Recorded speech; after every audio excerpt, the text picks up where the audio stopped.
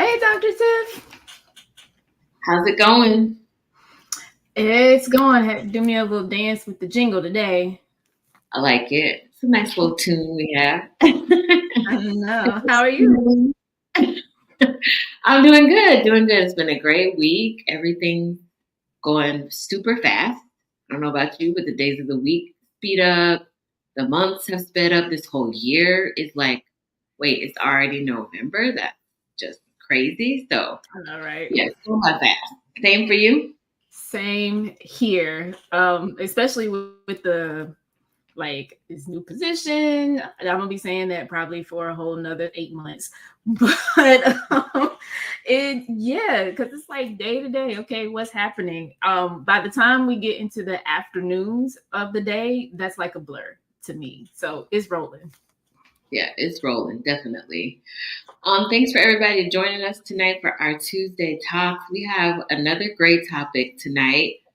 Homework or no homework? That is the question. Um, there are a lot of different opinions out there. There's research on this topic as well. I know I grew up doing homework. That was something that you just knew you had. My son is now in the fourth grade and has never been given a homework assignment just because of the types of schools that he's gone to since preschool.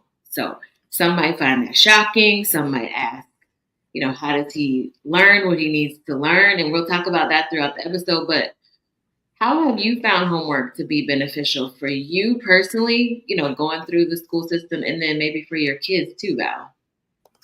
Well, I did homework because I had to. That was the expectation, nothing else. And I mean, there were a lot of times, and looking back, especially in my math classes, and I kind of know why, where I just felt like this is pointless. Like you gave me 50 problems to do. I knew how to do the first five. I don't, I don't understand.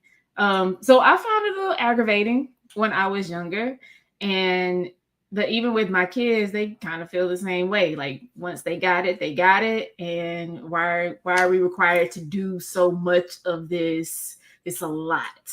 Yeah. So Yeah. So it's had its benefits, but also some block, I would say. I have friends who have had kids that were in dual language programs in elementary school. So they were taking classes in English. They were also taking classes in Spanish in elementary school. So they were getting homework from their Spanish, and this isn't just like Spanish 101. This is like science in Spanish. This is language arts in Spanish, plus your English language classes too. So they were getting homework in Spanish and homework in English, and it was taking them like 3 or 4 hours in the evening to get all of the homework done. And the mom friend of mine was just like, this is getting crazy. Like, he's stressing out because he has so much to do. We're stressing out because we want to have family time, after work and after school. Maybe they're in some sports after school as well, and you're trying to squeeze everything in because the homework counts for a grade. So then I feel like, what is the benefit to that? I know the point of it, but what's the benefit if it's stressing a child out and they're taking 3 or 4 hours to do the homework? Has the benefit, exactly. has the detriment like been outweighed by whatever potential benefit there is? Does that make sense? Yeah, it totally makes sense because even from the teacher perspective, when I first started teaching years ago, I was giving the homework because that's what I was told. That's what you do. Again, especially in the math class. That's how I grew up. So just kind of following what was done for me. And after, it didn't take too long. I began to realize that number one, a lot of kids don't do homework like I thought they did because I did my homework. And then number two, the homework part of the grade, even for some of the kids that were doing it, was dragging their grade down. And when I started thinking about it, I was like, well, homework is supposed to be helpful. Like it's supposed to offer some practice, an opportunity to summarize in other subjects, and it's supposed to help the kid. But when they're spending, like you said, hours after school trying to complete their homework. And on top of that, they may or may not complete it. They come back, it's either done or half done. That affects them as far as their grade. And so at that point, it's like, what is the point?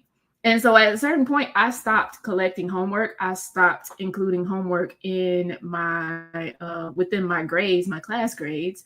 And I know the kids did, but I felt so much better about it. And I found that some kids would actually take it upon themselves to practice anyway, if they felt like they needed it. Okay.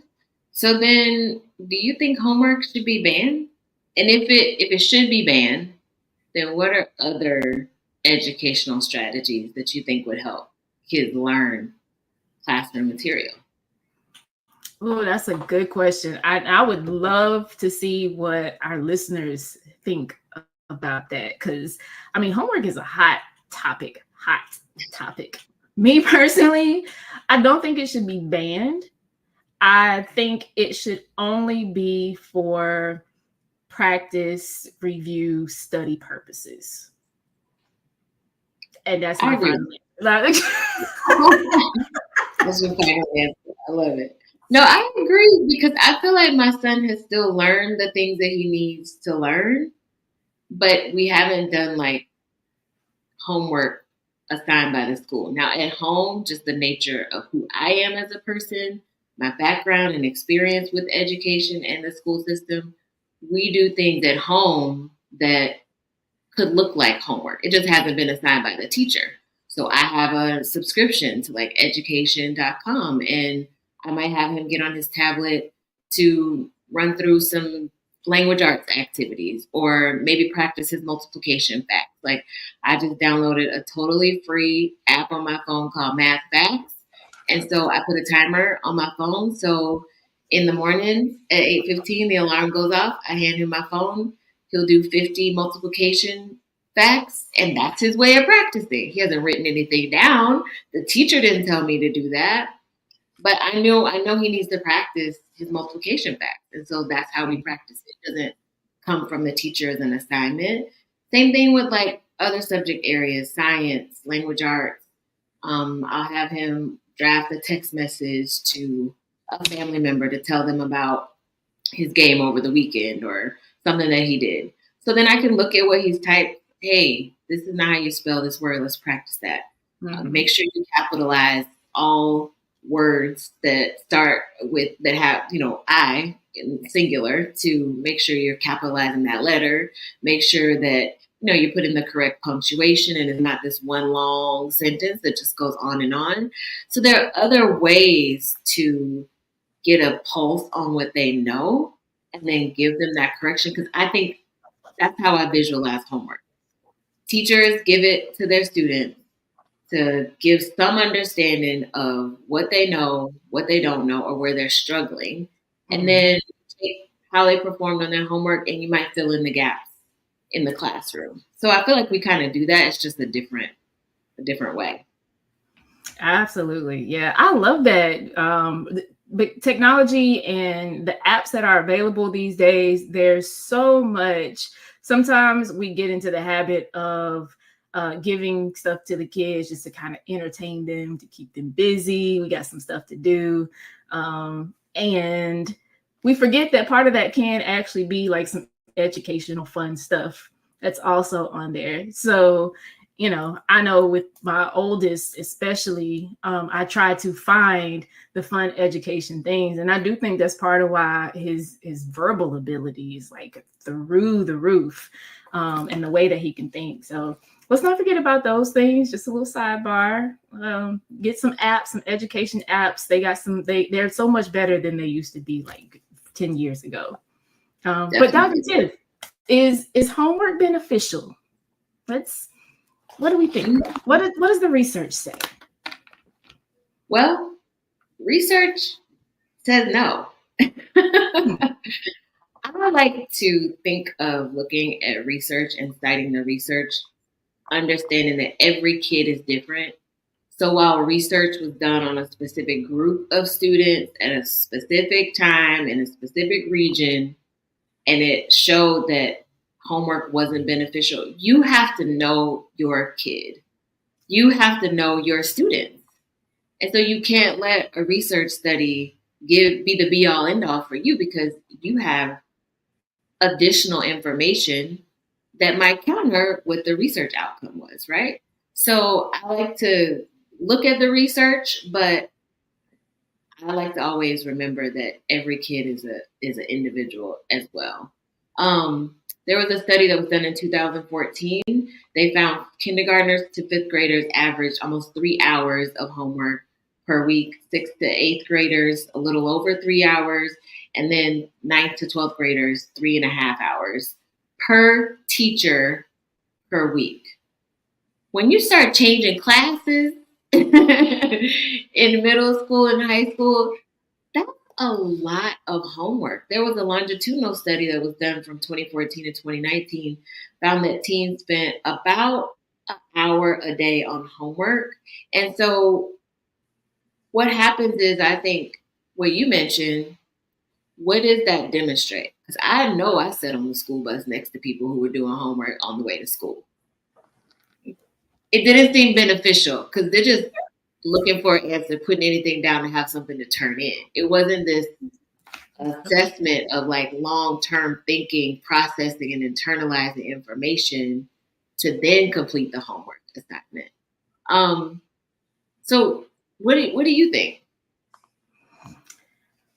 I agree with you. It totally depends on the kid, and people might not be okay with that answer. Some educators are probably not happy with that type of response. But even in education, buzzword, differentiation is a buzzword. And what does differentiation mean? What's the basis of it? The basis is every kid is different.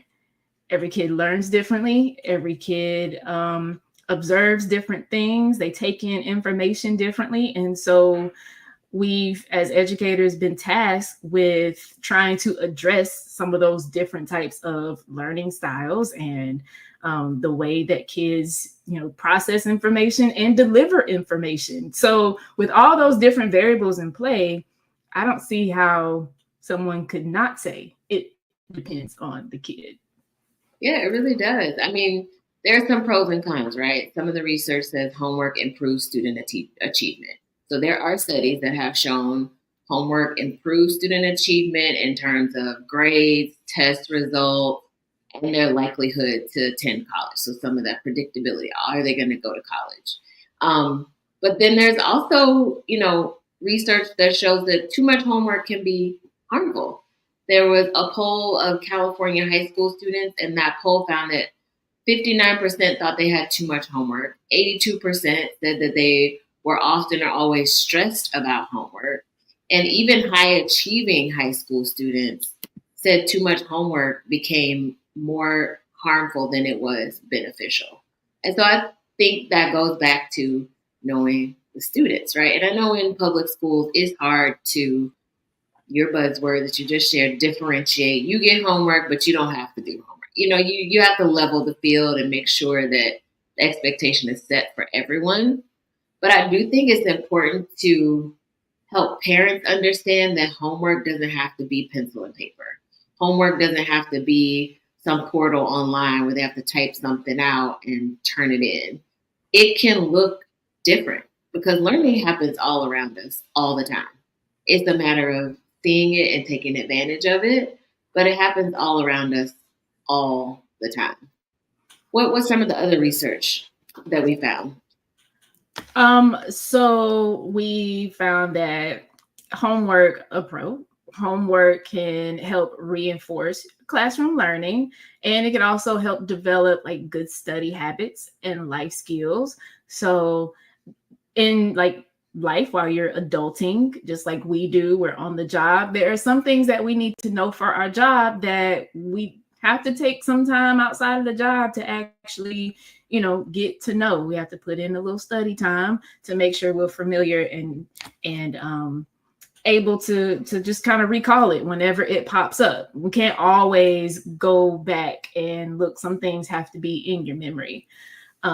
When they get to college, the ones that are going to college, good study skills are vital. Like, it's the lifeline of your grades. If you don't know how to study and get that information in your head, process it and give it back out, you're not going to do so well in that setting. So it can help those things. However, at the same time, homework can exacerbate the digital divide or the homework gap. Like, there was a financial expert in this article that defined the digital divide as like the gap between demographics and regions that have access to modern information, communication technology, and those who don't. So just like we see in the school system, public school system especially, we see some students that have resources and things that they need at home and some students who don't. And so a lot of what the public school tries to do is, like you mentioned, even the playing field. But what does that look like? Because you're right. If this kid gets homework and this kid doesn't get homework, like, that's not necessarily fair to either one. So, if you give it, there's ways and things that have to be done to make sure students across all demographics and socioeconomic statuses have the same fairness of being able to complete it for their grade. Yeah, especially now with so many textbooks being obsolete and everything is online. Kids are issued laptops or Chromebooks at school, and that's where they do the majority of their work. And if you don't have a device at home to use and you have an assignment due, schools are really getting themselves in a pickle trying to figure out how to get these kids the electronic devices they need to get the homework done. And that causes not only a financial strain, but also, like you said, it widens the gap too, because you are exacerbating this gap between the haves and the have-nots. And so then you have to find a way to bridge that gap. And that could be very challenging for school districts who every decision they make is driven by the budget. Every decision they make is driven by the dollar. And so at the classroom level, being conscious of that, most of my assignments are prepared and curated to be completed during class time. There's ample amount of time for the kids to get done what they need to get done without having to do it at home. Now, the problem is when you have the kids that don't do what they're supposed to do in class and they're distracted or they use it as social time because they go home and they can't, they don't see nobody. School is social time for them, a lot of them. And then they get caught up. But from the teacher's perspective, I felt like my responsibility was to kind of factor out the home factor. Well, if I can't do this at home, then I can't do it. Like, no. You have plenty of time in class. Let me tell you. Let me break it down for you. Okay. Yeah. No, I agree. One of the other pros from the article was it said homework allows parents to be involved with children's learning, and thanks to take-home assignments, parents are able to track what their children are learning at school, as well as some of their academic strengths and weaknesses. And I agree with that pro to a point. I think it's really easy for younger kids when parents see what work they're bringing home as far as homework goes to feel involved. I can understand what you're learning. I can help you with it. But then there can come a point where you bringing stuff home that I haven't seen or thought about in decades. It's nice to know this is what y'all are learning in school, but I can't help you with that. There are parents with varying levels of education and just even background knowledge or their own experience with education. It could have been not that great. And so I feel like that pro can go to a certain grade level or age level, maybe, depending on the parent's knowledge. Because the con with homework doesn't help younger students, and it may not help high school students, and saying that they've known for a while that homework doesn't help elementary students because it had no achievement in a 2006 study with achievement gains. It didn't show a direct correlation between you did really good on your homework and your grades improved in the class. So I feel like it can give some parents an insight into what their kids are learning about.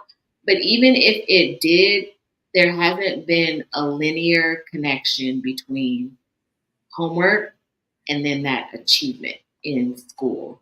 So again, I think it goes back to knowing your kid. If learning math is multiplication, for instance, is not something that they want to sit down and do a worksheet on and answer questions, then call out a problem while you're cooking dinner. Hey, what's 4 times 6? Let them see if they can answer that in the middle of whatever they're doing. You can use, if they want to help you in the kitchen, using fractions, with measuring and things like that. So there's other ways that you can build it into your day to day. So I do think it gives parents kind of an insight, but at a certain point, if you weren't an astute biology student, mitochondria and all that business is just something that either you are just genuinely not interested in, which is okay as a parent, or it's just something that you cannot help them learn about. You know what I mean? I get it. And so one of the things obviously you do and I do as well as a parent is just for those younger grade levels is incorporating that kind of stuff throughout the day. And honestly, that's one of the best things you can do, one of the best ways you can help. I know people still use this term new math. There is no new math, you guys. It's not new math. I promise you, it's been around for like millenniums, okay? Millennials. But at the same time, okay, you don't understand exactly how they're doing the strategies that they're teaching them today, but you still know, like you said, that 3 times 5 is 15. And one of the best things you can do to help your child is memorize math facts. So make a game out of it. Me and my youngest son were playing a card game the other night, and part of the game is collecting cards for points. Well, what we did was we started collecting the cards and putting them in groups. I had mine in groups of 5. He had his in groups of 2. So what am I doing? I'm setting up multiplication. Okay, we're going to count these groups by 5s. You're going to tell me how many groups there are. Well, how many cards do we have all together? So there are ways as a parent that you can help. And even when you get to the upper levels, the upper grades, my son had to do a project over a plant cell or an animal cell, one of them. I don't remember. Because like you said, that was literally decades ago. But how can I help? Well, I can be inquisitive. I can ask them really good questions about his understanding of what he's doing and the material that he's supposed to be learning. We don't have to know. Because we not gonna know. It's not possible. But asking them questions about it or bringing it up in everyday life, like that's the best way that a parent can help. Yeah, I think so too. And I also think when students and parents, for that matter, feel like homework is not just busy work, that it actually is leading to something greater and it's not just another thing to do, I think that creates some buy-in as well. And so some high quality homework teachers can offer to students, focusing them on tasks that they can accomplish without help. A lot of parents appreciate that.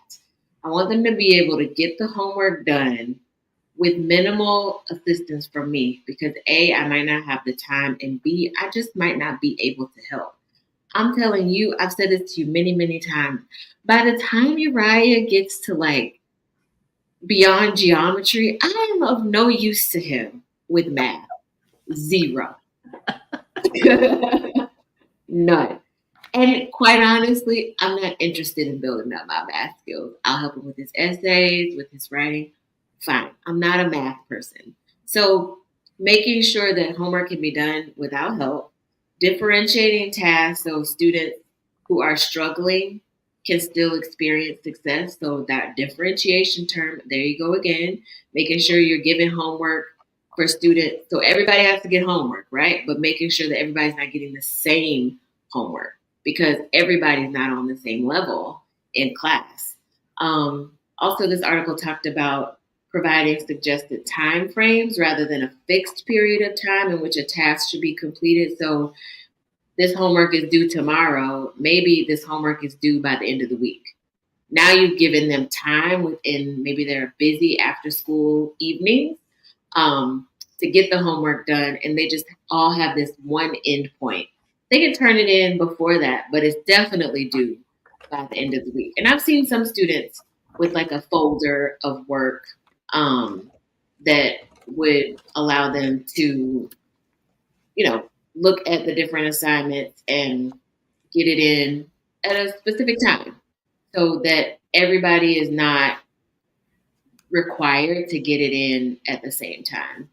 Another one was delivering clearly and carefully explained directions.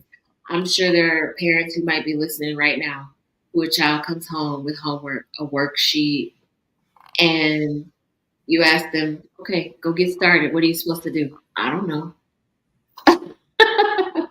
And if they don't know, then how are you supposed to know? So it can be hard when teachers are given homework, and I'm sure every teacher will say, I explained this to them. I explained what was due. I explained what they needed to get done, and so I'm confused why they don't know. Well, now we're relying on the short-term memory of children who have had a lot going on during the day. So by the time they get home, they definitely might not know, or they might be using it as an excuse as well. And then another thing was carefully modeling methods for attacking lengthy or complex tasks. So if there is a project, of course, you're going to give a due date far out, right? Things should be completed, chunked, because it could be complex. If it's a new math formula or some new writing prompt, maybe they have to do persuasive writing. And so it's something that they can build upon each day of the week until they get to that final submission at the end of the week. So once I feel like, in agreeing with this article, when students, and maybe parents for that matter too, feel like homework is not just busy work, then there's more buy-in because they see that direct connection. What do you think about that? I completely agree. Especially the students themselves. I tried really hard not to give any type of assignment, especially when I was out and a sub was going to be there, to give assignments that were not meaningful, that the students would view as busy work. And because when they do, it defeats the purpose of the learning. Even assigning things for practice. Like I said, when I was in school, we'd have 50 math problems to do for homework at 25 to 50. I'm not even kidding. And after a certain point, it's like, why are you requiring me to do all of this? I think one of the best benefits of not putting so much emphasis on homework necessarily and making sure you're getting some of this stuff done in class is the fact that research shows that the feedback the students get has the greatest impact than just completing a list of homework assignments at home. If I did all 50 problems wrong, now I'm reinforcing the wrong way to think about it, the wrong way to do it, so that by the time I come back to class the next day, it's going to take a whole lot more effort and energy to correct what I've trained myself to do the night before because I thought I was doing it right. So we have to take into consideration those kinds of things for the kids if our goal is for them to learn what they need to learn. Yeah. And I really like the way this article kind of summed things up. This whole discussion of the impact of homework originated from parents and families of affluent communities because they have busy evenings. They are saying, my child's well-rounded lifestyle is being impacted by this homework. And so they start questioning it. And like we started off this conversation saying, one decision isn't the right decision for everybody. So you have a lot of, varied conversations at home and deep talks and exposure to books and different languages and all these things, then great. Maybe your kid doesn't need any homework because their life around school, outside of school, is so enriched that they're learning things through their daily activities.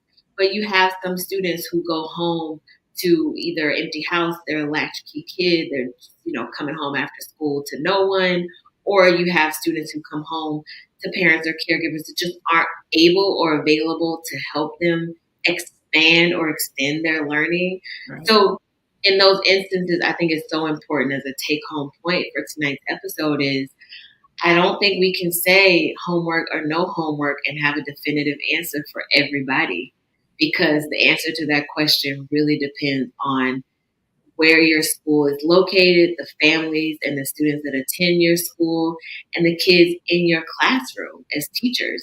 And then for yourself as a parent, you might say, hey, homework doesn't help my kid.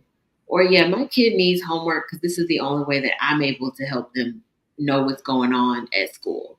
So you really have to get to know your families. You really have to get to know your students. And as parents, you really have to advocate for your kids too, in order to determine what's best for them. That's right. Dr. Tiffany. Ooh, there. Well, thank you everybody for joining us for another great episode tonight. Be sure to join us every Tuesday at 9 p.m. Eastern. If you missed the live episode on Tuesdays, you can always listen on Apple Podcasts and Spotify. You can just search up Tuesday Talks. And with that, we will see you all next week. Bye. Take care. Bye.